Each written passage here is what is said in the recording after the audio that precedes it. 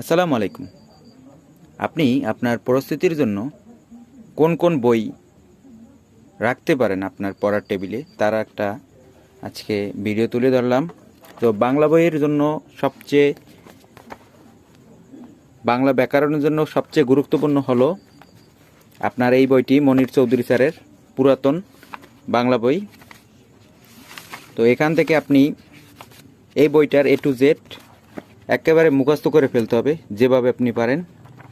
খুব বেশি পেজ নয় এই বইটার, মাত্র হলো গিয়ে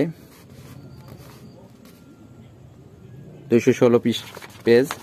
এই বইটা খুব সুন্দর এবং এখান থেকে আপনি প্রচুর হুবহু কমন পেয়ে যাবেন।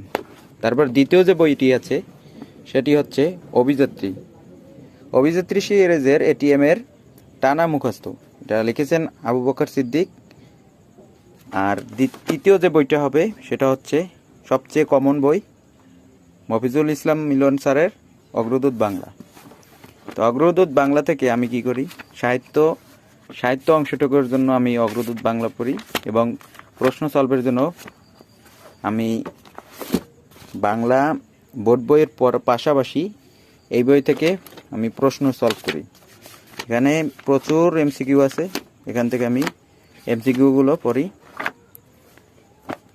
তো এই তিনটা বই মোটামুটি আপনি আপনার পড়ার টেবিলে রাখলে মনে হয় বাংলা নিয়ে আর আপনার ভাবতে হবে না আলাদা করে।